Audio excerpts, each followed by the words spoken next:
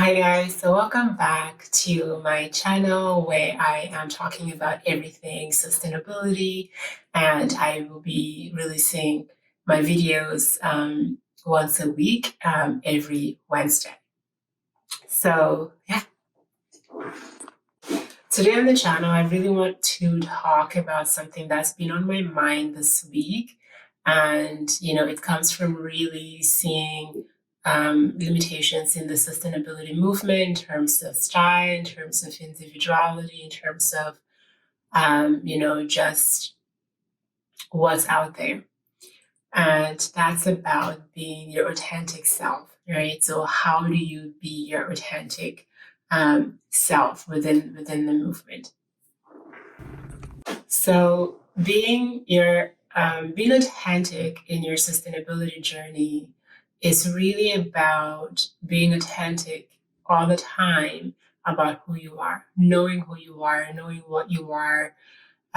world, knowing your place at that time, where you are in life in that specific moment, knowing what you like, what you don't like, and really knowing your own strengths and limitation as a person, and just essentially just really knowing fully who you are. Of course, as individuals, we're ever growing, we're ever changing, but it's really important that as we go through life, we try to always have a strong sense of self, a strong sense of our own identity, because that has an impact in terms of how we show up and how we interact with things around us.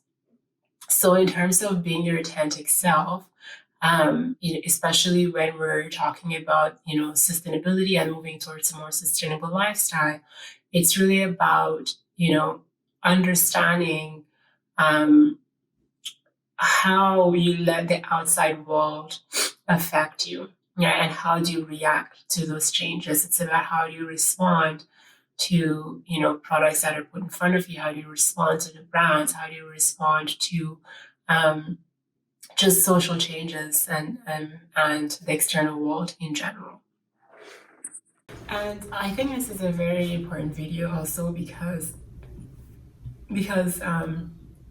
when we are not true to ourselves, when we're not authentic to who we are and what we want and our current position in life, um, sometimes we can find ourselves just kind of living in a space of cognitive dissonance. So, like, you can, for example, if you don't know who you are in the sustainability space, you don't know your style, you don't know what fits well, you don't know, what pieces reinforce your sense of self or your identity, then you just sort of go out there and purchase and buy anything and everything that's sustainable, right? Sustainability is also really about how often you buy and making sure that you're buying what you need, primarily, and um, not always just purchasing and so forth. So it's really important that we have this sense of self-awareness all the time, so that we're not living contradictions to who we are. We don't find ourselves in this dissonance all the time.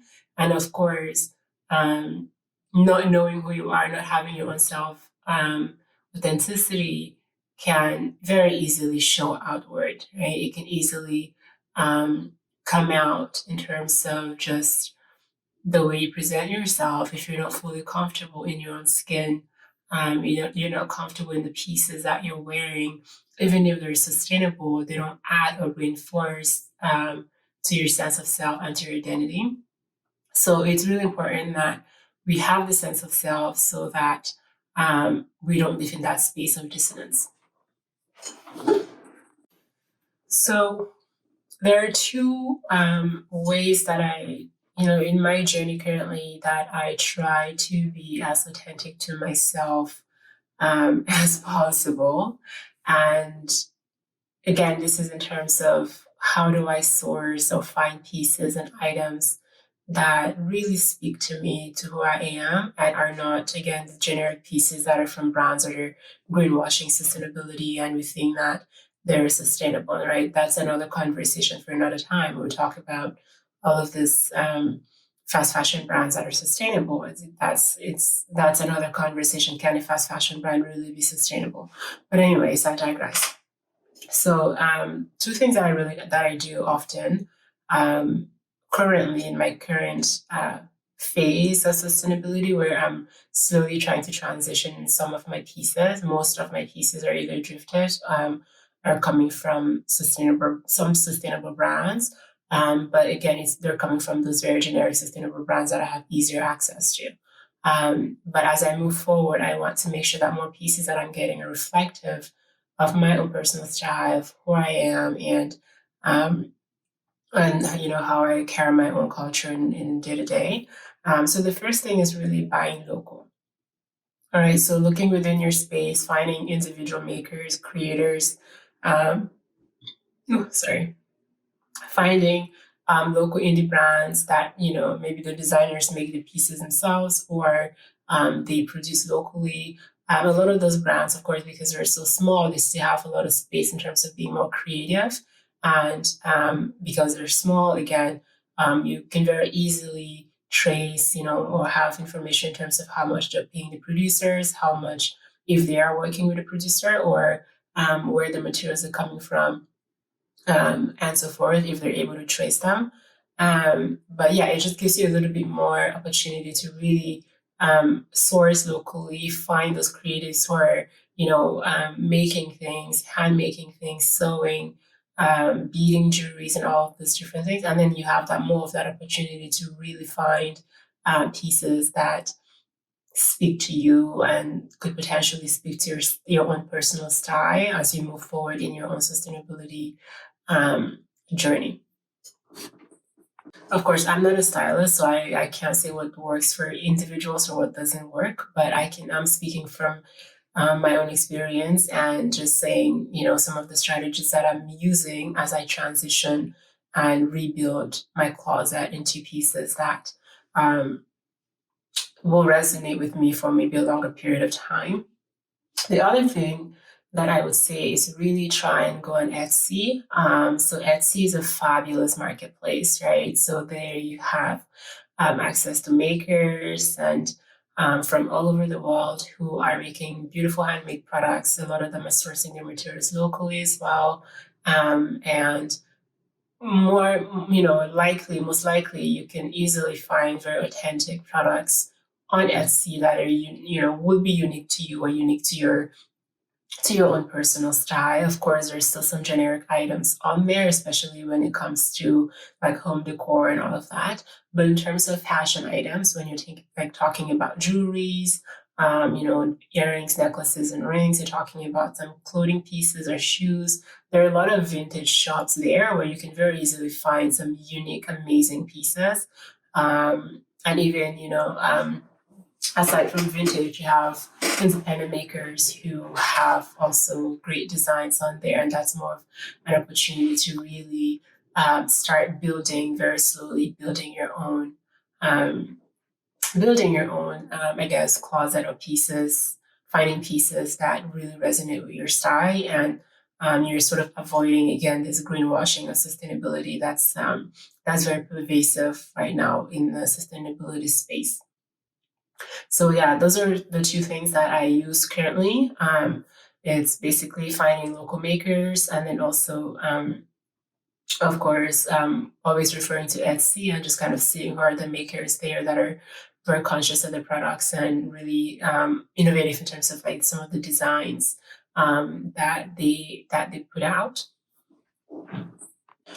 Of course, moving forward, I want to be able to buy more made in Africa goods, so supporting brands that are continentally based, so based on the African continent, who are working with artisans and or factories, but are ethical in their practices, know how much they're paying the workers, sourcing, materials locally or trying to source material locally. It can't be 100% all the time, but um, you know, at least there's that effort.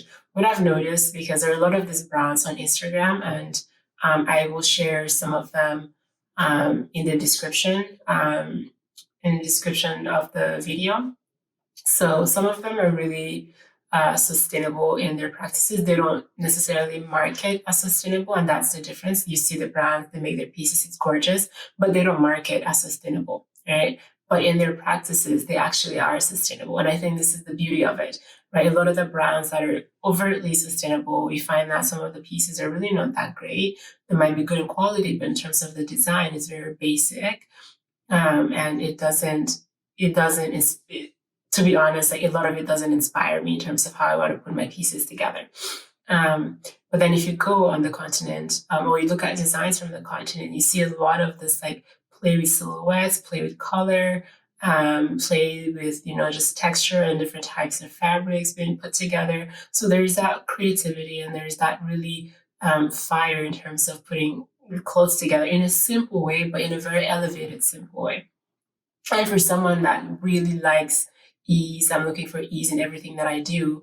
I look for ease also in how I dress, right? I want to be fashionable. I want to be presentable, but I also want to be comfortable. I want the pieces to just kind of work together without me having to, spend, maybe minutes or 30 minutes, 20 minutes trying to figure out which pieces go with each other and so forth.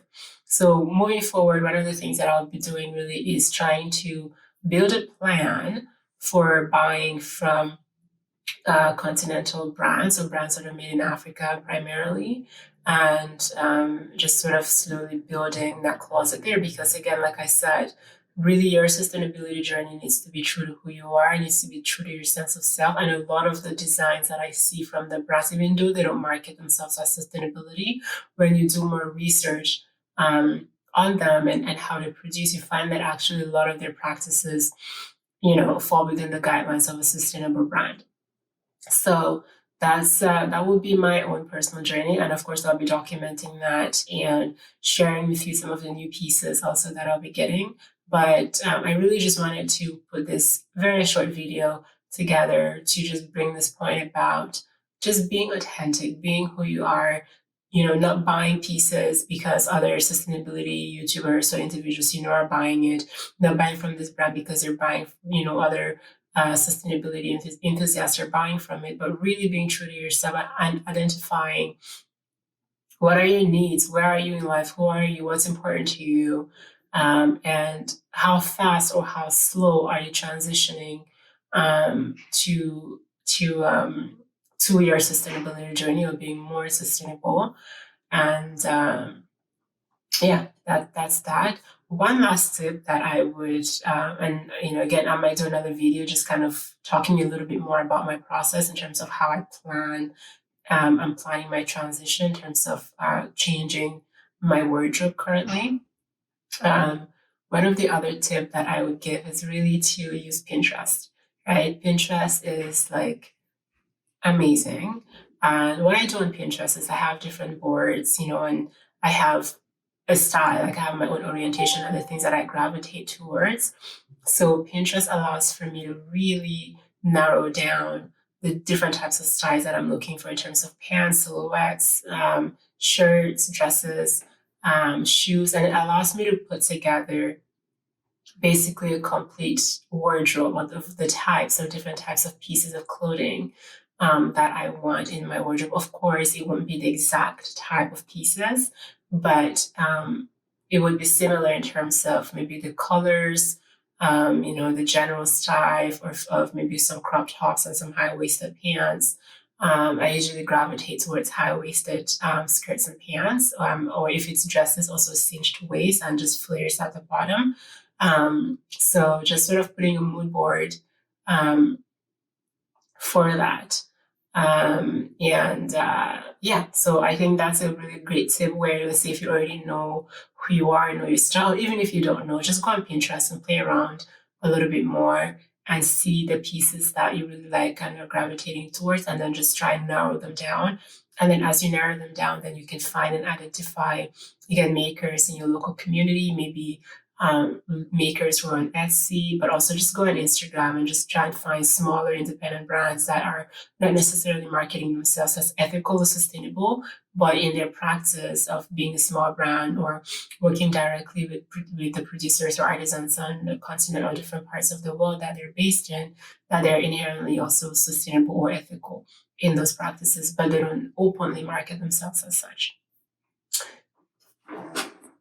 So that's the end of this video. It's a really small chat. Just really wanted to come on here and talk about this because, again, being authentic to who you are is very important as we move forward in life, not only in terms of the pieces that we'll wear, but being authentic to who we are on the inside and making sure that that reflects outwardly as well. So if you like this video, please, or if you enjoy this video, please like and subscribe to my channel. And if, again, if you think that it might resonate to people that you know, also don't hesitate to share with them as well. As I mentioned, I will be posting every week. That would be once a week, every Wednesday. And so you can also hit on the bell button to stay up to date for videos that are coming up. And yeah,